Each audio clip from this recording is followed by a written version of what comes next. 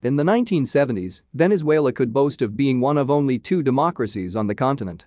Since a military dictatorship ended in 1958, elections had occurred at regular 5-year intervals, peacefully. There was regular alternation between the Social Democratic Acción Democrática (AD) and the Christian Democratic Comité de Organización Política Electoral Independiente (COPE). Both were center parties, committed to democracy, and both acknowledged that Venezuela was a mixed economy. When President Carlos Andrés Pérez came into power in 1974, he ushered in an unprecedented era of government growth. At the time, the world was going through a profound energy crisis from which Pérez sought to profit. Like any sympathizer of big government, Pérez channeled petroleum rents to finance his extravagant spending program. The nationalization of Venezuela's oil industry was a crucial step in consolidating Pérez's vision. However, no government spending binge is complete without an easy money policy. The Pérez administration made sure to politicize its central bank by effectively nationalizing it. Once the 1980s arrived, Venezuela was drunk on debt and was forced to make several tough calls. Pérez's successor, Luis Herrera Campins, stated that he inherited a mortgaged country. Institutional inertia remained strong in Venezuela as the Herrera administration responded with exchange controls to curtail capital flight. Venezuela's system of multi-tiered exchange rates would fall under the purview of the Differential Exchange Rate Regime (RICADI) agency. Carlos Andrés Pérez re-entered the political scene in the late 1980s. His presidential campaign promised a return to the 1970s bonanza. But once in office, Pérez would be surrounded with several uncomfortable truths. Not only was Venezuela heavily indebted due to its extravagant spending programs, but it was non-competitive at the international level thanks to its protectionist policies. Furthermore, Venezuela's golden goose, oil, could not bail it out thanks to the low prices throughout the 1980s. Pérez would immediately turn to the International Monetary Fund for help. The IMF's suggestions were ultimately a mixed bag. On the positive side, they encouraged tariff reductions and privatization of state-run industries. An assortment of leftist groups took to the streets and protested Pérez's austerity policies. These protests snowballed into the infamous Caracazo incident of 1989. In this instance, the Venezuelan government put down a series of protests in the capital city of Caracas, leaving hundreds dead. Even with this repressive incident, radical groups continued to mobilize throughout the country. One group that stood out was then Lieutenant Colonel Hugo Chavez's organization, Revolutionary Bolivarian Movement 200, MBR 200. Chávez exploited the ever-growing political disarray by organizing an anti-government movement within the Venezuelan military. The MBR 200 attempted to flex its muscles in 1992, with 2 failed coup attempts. In 1992, Chávez had led an abortive coup attempt. A failed coup attempt gave Venezuelans a new national hero, named Hugo Chavez. Such was the level of popular disgust with the country's hollowed-out democracy that Chávez was able to present himself not as a threat to democracy, but as its savior. After winning power through the ballot box, he set about transforming society. Chávez drove through a wide range of social reforms as part of his Bolivarian revolution, financed with the help of high oil profits, but he also bypassed parliament with a new constitution in 1999. Chávez made many positive statements about socialism after his release from prison. Almost immediately after his release, he went to Cuba and spoke before the Cuban parliament and Fidel Castro, telling them, "I do not deserve this honor. I hope I will deserve it one day. We are committed to the revolutionary work." 4 years after that, Chávez ran for the Venezuelan presidency. During his run, he downplayed his previous radicalism, telling people that he was neither for savage capitalism, nor socialism, nor communism. Instead, he claimed to support a third way, a balance between socialism and capitalism. It was Fidel Castro who became his spiritual father. Before Chávez was elected president, after a trip to Cuba, he emphasized his admiration for Castro's relation to his people. It's as if Fidel is everything. During the first year of his presidency, in a speech at the University of Havana, Chávez predicted that Venezuela is heading toward the same sea as the Cuban people, a sea of happiness, of true social justice, of peace. When Castro fell ill in 2006, Chávez accelerated his revolutionary project against the counsel of his most experienced advisors. Pardoned from prison after 2 years, he founded a political party known as the Fifth Republic Movement and was elected president of Venezuela in 1998. On December 6, 1998, Hugo Chavez was elected president of Venezuela. The effects of that vote, which most agree was the last free and fair vote in that country, are still being felt. Hugo Chavez declared 3 goals for the new government: convening a constituent assembly to write a new constitution, eliminating government corruption, and fighting against social exclusion and poverty. However, during Hugo Chavez's time in power, corruption has become widespread throughout the government due to impunity towards members of the government, bribes, and the lack of transparency. In 1999, Hugo Chavez became president of the country. He pledged to fix income inequality in the nation by giving to the poor, who felt neglected in the country's classicist society. Many Venezuelans fiercely believed in his promises, and his charismatic personality made many of his followers support him unconditionally. He soon went about rebranding his nationalist Bolivarian revolution, proclaiming it 21st century socialism. Chavez didn't implement many socialist policies immediately. His first priority was instead to rewrite the constitution. He was direct about it, telling the Venezuelan Congress in 1999.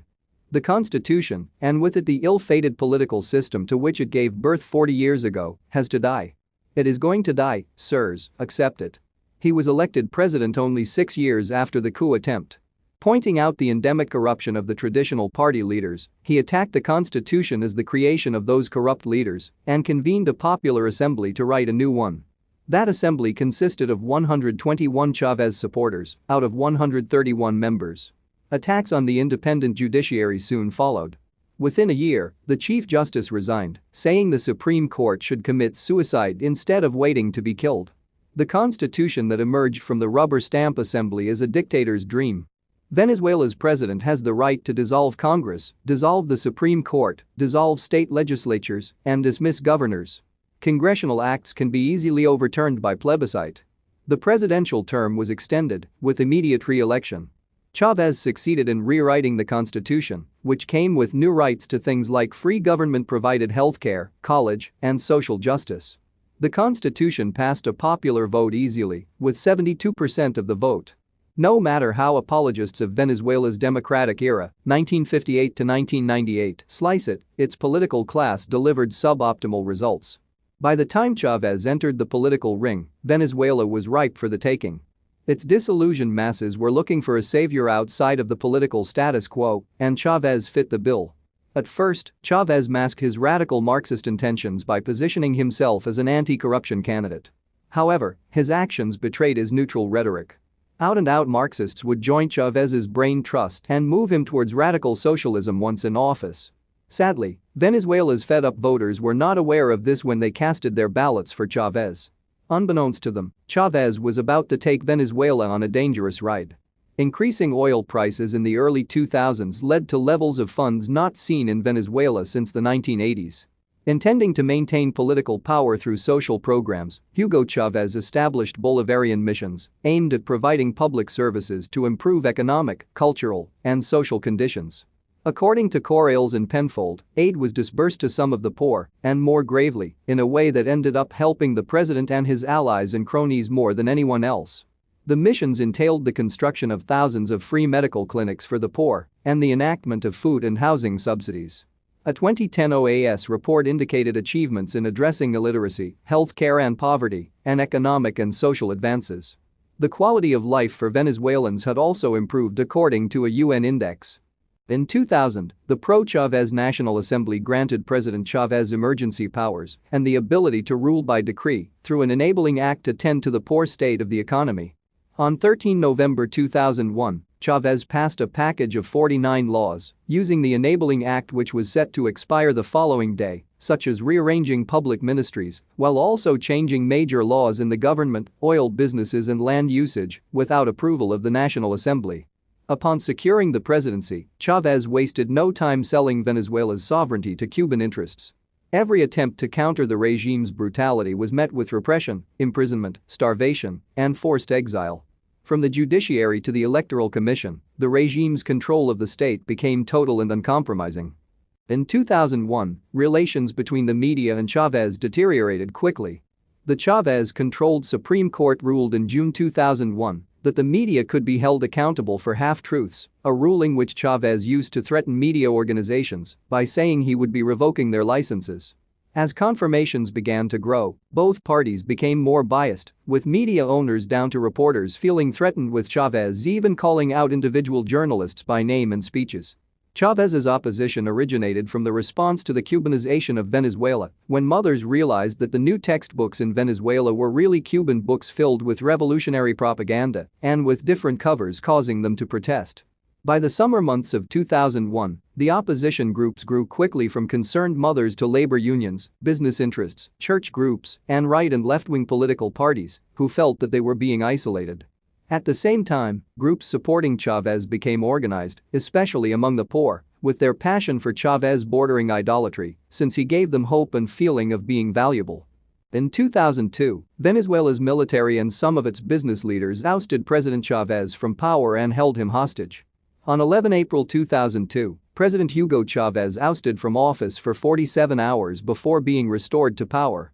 Chávez, who had been elected in 2000, was aided in his return to power by overwhelming popular support and mobilization against the coup and assistance of loyalists in the military.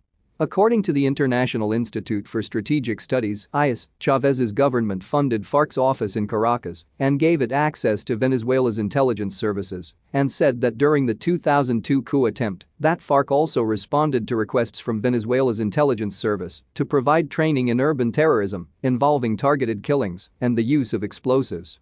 The IS continued, saying that the archive offers tantalizing but ultimately unproven suggestions that FARC may have undertaken assassinations of Chávez's political opponents on behalf of the Venezuelan state. Venezuelan diplomats denounced the IS's findings, saying that they had basic inaccuracies. By January 2002, Chávez supporters were attacking independent reporters, with the headquarters of El Universal assaulted by hundreds of Chavistas, Globovision reporters attacked while they were attempting to record El Presidente, and a bomb attack on newspaper Así es la Noticia. As a result of being besieged by Chávez, the media lost its perspective and began to increase its political involvement assisting the opposition. In December 2002, the employees of PDVSA went on strike. The government responded by stripping the company of its administrative autonomy, nullifying the exchange agreement that required PDVSA to sell all foreign currency resulting from the sale of oil to the central bank and handling those resources discretionally itself, outside the budget approved by the Venezuelan National Assembly. During Chávez's presidency, it came to employ 3 times as many people as it had before 1998. Its productivity, on the other hand, fell significantly. It produced 700,000 fewer barrels per day. This reduction was masked in part by the surge in oil prices that began in 2002 and peaked in 2008 at $147 per barrel. In 2003, Chávez took over PDVSA, dismissed more than 18,000 of its most qualified employees, and replaced them with 80,000 political operatives with little industry experience. Chávez weaponized PDVSA, using it to finance his social programs, prop up regional allies, and invest in dubious schemes marred by widespread corruption. When Chávez threatened foreign corporations, they abandoned Venezuela, taking billions of dollars in investment with them. Big socialism failed to produce the same amount of oil for the same cost, and Venezuela's economy began its inevitable collapse. The entirety of the economic collapse, the ruination of people, the destruction of a state, the misery, sorrow, violence and death, all of it was completely avoidable and predictable. In order to prevent capital flight and maintain the stability of the bolívar, Venezuela's currency, the Chávez administration enacted strict currency controls in January 2003, making it more difficult for investors to exchange bolívars for dollars. On 5 February 2003, the government created CADIVI, a currency control board charged with handling foreign exchange procedures. Its creation was to control capital flight by placing limits on individuals and only offering them so much of a foreign currency. This limit to foreign currency led to a creation of a currency black market economy, since Venezuelan merchants rely on foreign goods that require payments with reliable foreign currencies. As Venezuela printed more money for their social programs, the bolívar continued to devalue for Venezuelan citizens and merchants since the government held the majority of the more reliable currencies. The implied value or black market value is what Venezuelans believe the bolívar fuerte is worth compared to the United States dollar. The high rates in the black market make it difficult for businesses to purchase necessary goods since the government often forces these businesses to make price cuts. This leads to businesses selling their goods and making a low profit. Since businesses make low profits, this leads to shortages since they are unable to import the goods that Venezuela is reliant on. The Venezuelan government also set price controls in 2003 on around 400 basic foods in an effort to counter inflation and protect the poor. However, the lack of free-floating currency meant that the government was overpaying for these foods, which led shortages as limited amount of these foods began to be imported, even while demand was growing. In 2004, Venezuela and Cuba created an economic pact called the Bolivarian Alliance for the Peoples of Our America. As the president, Chávez intended on directing all Latin American nations into one unit against the U.S. Such actions hinted directly at Chávez's influences being drawn by an early 19th century revolutionist named Simón Bolívar.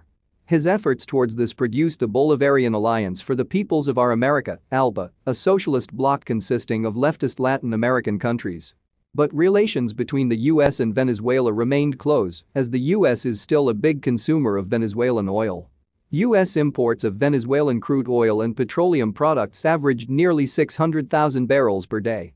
The Bolivarian government used the oil boom that started in 2004 to disempowering society and enhance state control over production and the market while borrowing massively in international markets.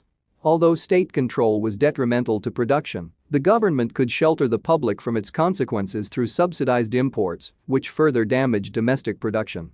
Chávez seized control of the country's Supreme Court in 2004, filling it with supporters of Chávez, and made new measures so the government could dismiss justices from the court. He also increased his control over the local media, passing laws that penalized outlets for running content that offends public officials. In 2005, Chávez announced the incitation of Venezuela's own Great Leap Forward, following the example of Mao Zedong's Great Leap Forward, with an increase in shortages beginning to occur that year as 5% of items became unavailable, according to the Central Bank of Venezuela.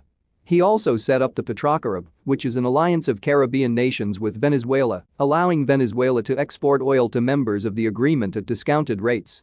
He began openly proclaiming the ideology of socialism of the 21st century, something that was distinct from his earlier forms of Bolivarianism, which had been social democratic in nature, merging elements of capitalism and socialism.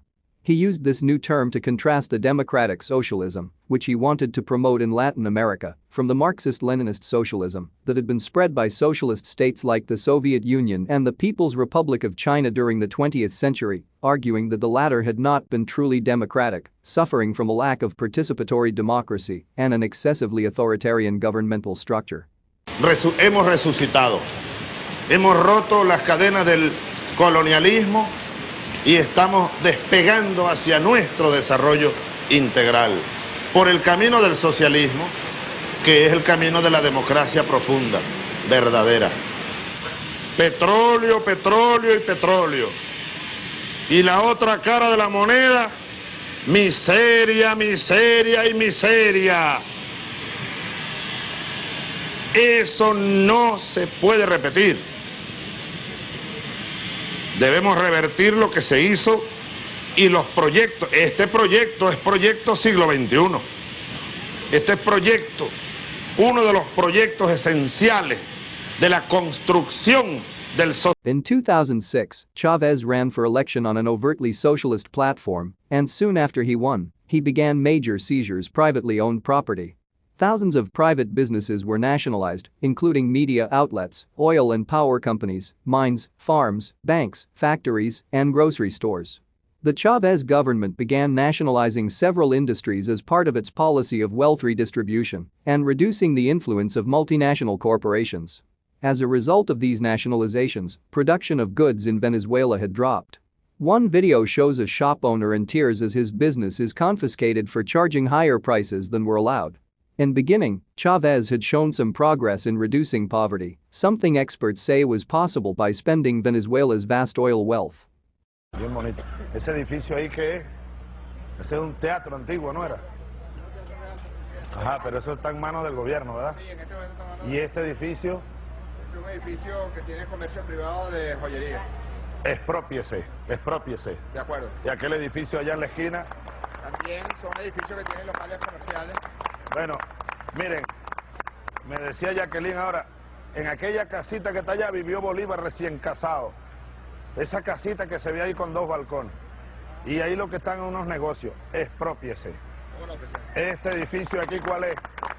También es un edificio que tiene locales comerciales. de propiedad privada, por lo tanto... Expropiese, señor alcalde, expropiese, expropiese. Tenemos que convertir, hola Jorge, ¿cómo estás? Tenemos que convertir esto en un gran centro histórico. Centro histórico, que lo es, pero retomar un proyecto arquitectónico, histórico del... Estamos en el corazón de Caracas. Caracas, la rebelde. ¿Cómo estás tú? Chavez publicly announced that those leftist political parties who had continually supported him in the patriotic poll would unite into one single, much larger party, the United Socialist Party of Venezuela, Partido Socialista Unido de Venezuela, SUV. There was initially much grassroots enthusiasm for the creation of the SUV, with membership having risen to 5.7 million people by 2007, making it the largest political group in Venezuela. In 2007, leftists around the world rejoiced when the strongman ordered a government takeover of the industry to fund government handouts and more welfare programs. In December 2007, he scheduled a referendum that proposed dozens of constitutional changes meant to consolidate the Venezuelan socialist state. Unrestricted presidential terms, limitations on private property, and new political geometry, which in practice would become a form of gerrymandering. The consolidation of his personal guard as a kind of army parallel to the country's military, suppression of the autonomy of the central bank, direct access for the president to the country's international monetary reserves, and the license to use them however he pleased, and the establishment of a popular power based on the creation of communes. The referendum required a single yes or no vote for all the provisions together, but to Chávez's surprise, the negative votes prevailed. Students made important contributions to the mobilization against the initiative, but Venezuelans in general rejected the radical drift Chávez was proposing toward the Cuban model. "Enjoy your shitty victory," Chávez said, promising to advance his project through decrees instead. Over the last decade, his government and that of his successor have fulfilled that promise. In 2007, authorities in Colombia claimed that through laptops they had seized on a raid against Raúl Reyes, they found in documents that Hugo Chavez offered payments of as much as $300 million to the FARC, among other financial and political ties that date back years, along with other documents showing high-level meetings have been held between rebels and Ecuadorian officials, and some documents claiming that FARC had bought and sold uranium. In 2008, several laws were passed to provide financial assistance to struggling small farmers, such as debt relief programs and crop failure insurance. The Venezuelan government, under the Chávez administration, also began offering free technical assistance and education to farmers through its National Agriculture Research Institute, INEA, which performs agricultural research and projects with small farmers. The government also tried to introduce large-scale urban agriculture to the populace to increase local self-reliance. In Caracas, the government launched Organoponico Bolivari, a pilot program to bring organoponicos to Venezuela. Urban agriculture was not embraced in Caracas as it has been in Cuba. In January 2008, 24.7% of goods were reported to not be available in Venezuela, with the scarcity of goods remaining high until May 2008. When there was a shortage of 16.3% of goods. However, shortages increased again in January 2012 to nearly the same rate as in 2008. Shortage rates continued to increase and reached a new record high of 28% in February 2014. Venezuela has stopped reporting its shortage data after the rate stood at 28%. In 2009, Judge Maria Lourdes Afiuni was arrested on charges of corruption after ordering the conditional release on bail of businessman Eligio Sedeno, who then fled the country. Human rights groups accused Chavez of creating a climate of fear that threatened the independence of the judiciary. As of January 2009, the Venezuelan government had redistributed nearly 2.7 million hectares of idle land, 6.6 million acres, nearly one-third of the latifundio land existing prior to 1998, to 180,000 landless peasant families. Additionally, reforms to Venezuela's penal code decriminalized the occupation of idle private lands by landless peasants and started an initiative known as Misión Zamora to assist small and medium-scale producers gain title to land. Although the Venezuelan government allows small farmers to work the land, it does not always give them title to the land, and they are sometimes required to work as part of a collective. In 2010, after the government nationalized the port at Puerto Cabello, more than 120,000 tons of food sat rotting at the port.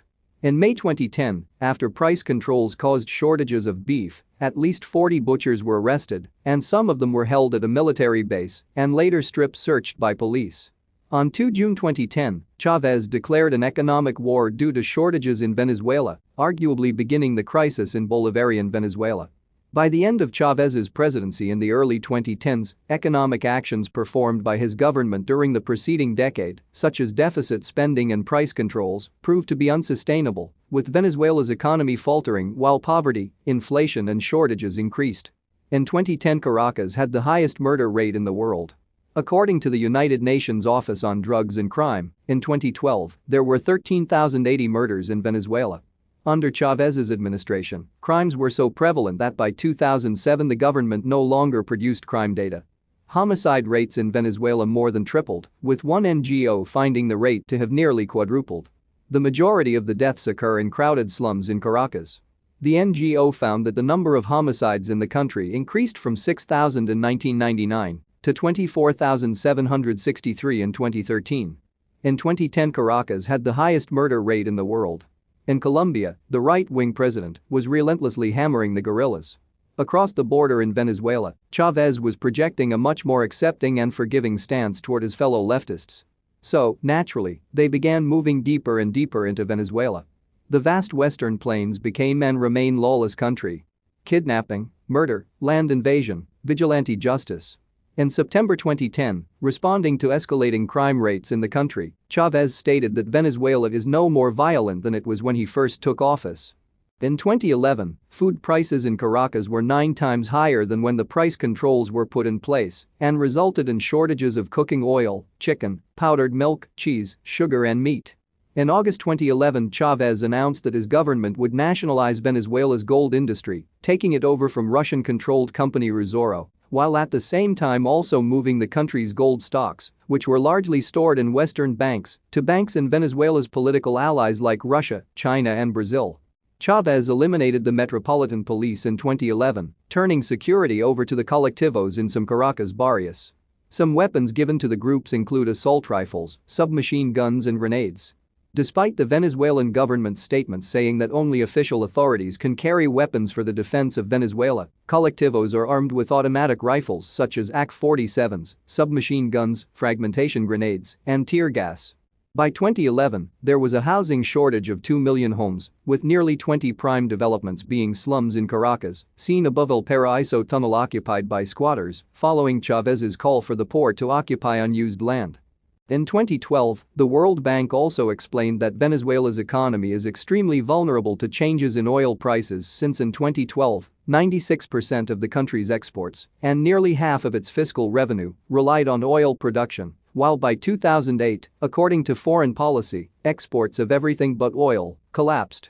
The Chávez administration then used such oil prices on his populist policies to gain the approval of voters. The BBC reported in 2012 that as a response to the high rate of crime, the Venezuelan government banned private ownership of firearms by some individuals. At the same time, the Venezuelan government has provided firearms for militant supporters. On 9 July 2012, Chávez declared himself fully recovered from cancer just 3 months before the 2012 Venezuelan presidential election, which he won, securing a 4th term as president. In 2013, it was reported that production of cement dropped by 60%, furnaces stopped and cement had to be imported from Colombia. It was also reported that some stores had shortages of cement and would ration the number of cement bags purchased. Workers of the Socialist Cement Corporation protested against their employers due to not being paid and not being able to receive help at clinics due to company debt. In June 2013, the FAO, controversially, praised Venezuela for being one of 18 countries to reduce hunger by half in 20 years, even though food shortages were already becoming apparent. The recognition was hailed by the regime as a success for its Bolivarian revolution. By 2013, before his death, Chávez was a force to be reckoned with. He had strategically placed his supporter at the most important levels of the government, the military, and the state-run oil company. Chávez dramatically increased the size of the government payroll and the reach of social programs. In fairness, patronage had been a common practice in Venezuela for decades. However, buoyed by more than $1 trillion in oil revenues during his time in office, Chávez took that practice to unprecedented levels. These social policies earned him popularity at home and plaudits from abroad, even though they were financially unsustainable. In 2014, El País reported that Chávez had years earlier assigned colectivos to be the armed wing of the Bolivarian Revolution for the Venezuelan government, giving them weapons, communication systems, motorcycles and surveillance equipment to exercise control in the hills of Caracas, where police are forbidden entry. In 2015, Chávez's former bodyguard Limsi Salazar stated in Bumrán Chávez that Chávez met with the high command of FARC in 2007, somewhere in rural Venezuela. Chávez created a system in which the FARC would provide the Venezuelan government with drugs that would be transported in live cattle, and the FARC would receive money and weaponry from the Venezuelan government. According to Salazar, this was done in order to weaken Colombian President Álvaro Uribe, an enemy of Chávez. Throughout the 2000s, Chávez increasingly tightened his grip on authority. He introduced a new constitution, began to strictly regulate the media, threatened and punished his political opponents, according to a report from Human Rights Watch, and forged an alliance with the Cuban government. Property rights went out the window once Chávez had full control of the state apparatus. Expropriation of private property became the norm during the Chávez years. According to some reports, the Venezuelan government confiscated upwards of 6 million acres of farmland. Foreign companies such as ExxonMobil and ConocoPhillips also fell on the wrong side of the Venezuelan government's expropriation crusade. Economic ignorance continued with currency and price controls, which have caused massive distortions in the Venezuelan economy. In fact, price controls are the main culprit behind Venezuela's infamous shortage crisis. Making matters worse, Chávez politicized Venezuela's central bank and state-owned oil company, which were already under too much government influence. State-owned PDVSA was used as a money spigot to finance Chávez's social spending projects. Chávez also nationalized and expropriated key industries, mostly in the agribusiness, commerce and food sectors. Driven by his ideological agenda, the government seized 1,168 enterprises and farms between 2002 and 2012. Most of them were run into the ground due to sheer incompetence, sleaze and negligence, decimating Venezuela's productivity. According to Fedigro, the leading agricultural association, the country imports 75% of the food it consumes. Food production in Venezuela has continuously dropped. However, the Venezuelan government blamed other entities for shortages, such as the CIA and the smugglers, and has stated that an economic war had been declared on Venezuela. Chávez was very fond of nationalizing both foreign and domestically owned businesses of all kinds. This is a sure way to wreck the private sector. If local business owners and foreign investors don't think their property is secure, they won't invest, and output will languish. This can cause a spiral where the government is forced to nationalize ever more of the economy as the private sector pulls back. Economic controls also played a major role in the destruction of Venezuela's private sector. Currency and price controls were first introduced in 2003 when inflation and capital flight began to surge. At this point, the government became the sole official provider of dollars, a process that was characterized by cronyism and corruption. Countless businesses were starved of access to hard currency due to political reasons or lack of connections. One of the perverse effects of this state control was corruption. Some firms resorted to inventing phantom imports, overcharging for contracts or diverting dollars to the black market, where the greenback is worth 12 times more than the official rate. Chávez also instituted harsh mandates on credit, ordering banks to channel an increasing share of their portfolio to mostly non-viable pet projects. The tightening of price controls in 2011 and 2014 was the last nail in the coffin for many companies since it forced them to sell their products below production costs. This contributed to widespread shortages. In total, under his government, Venezuela received the equivalent of more than $1 trillion in oil revenue. More than 20% of this revenue was wasted in massive energy subsidies, which are generally inefficient and disproportionately benefit those better off. In addition, he more than quadrupled the external debt to around $150 billion. In the middle of the oil price boom, the country experienced a consumption boom and ran massive fiscal deficits.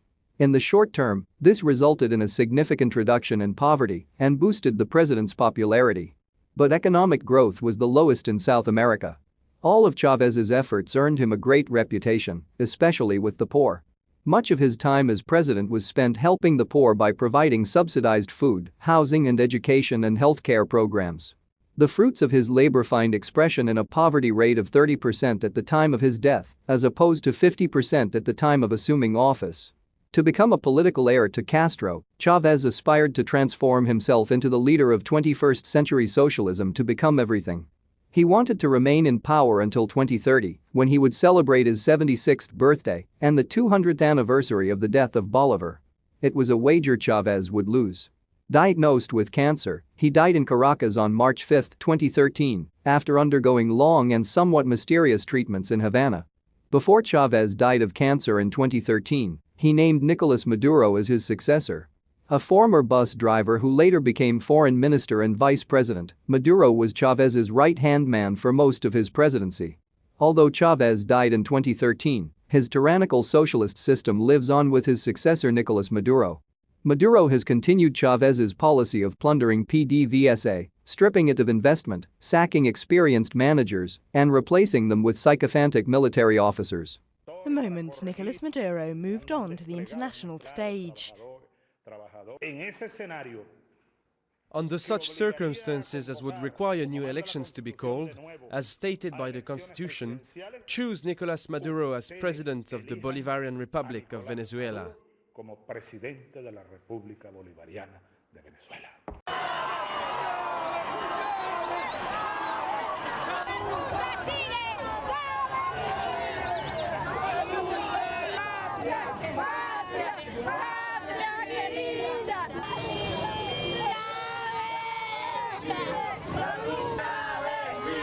Venezuela's decline is well documented in Heritage's Index of Economic Freedom. In 1995, the first year of the index, Venezuela scored 59.8 on its 0 to 100 scale, more than 2 points above the world average. Under Chavez and Maduro, economic freedom has evaporated, and Venezuela is now one of the most economically repressed countries in the world, second only to North Korea. Venezuela is at the mercy of world oil prices, despite sitting on top of the world's largest proven oil reserves. Chavez implemented policies to expand access to housing, education, medical care, and food, and paid for them with revenue from oil exports. He could easily subsidize basic goods and services when the price of oil was rising during the 2000s. Oil exports from the state-owned oil company reached 95% of the country's total exports in recent years. This complete dependence on oil left Venezuela vulnerable to changes in its price. Venezuela's economy was decimated after oil prices began collapsing in late 2014. The fall in oil prices made it hard for Venezuela to keep providing subsidies for its many national programs. It has also led to a massive shortage of food and other basic goods like medicine. Unfortunately, the situation in Venezuela is a replay of other hyperinflation and economic collapses seen throughout history. Prominent examples during the 20th century in Europe include Weimar Germany, post-war Hungary, and Russia, following the breakup of the Soviet Union. During the last 2 decades of the 20th century, Latin America saw hyperinflation in Bolivia, Peru, and Argentina. The common thread between hyperinflation and economic troubles was excessive government debt and redistribute policies.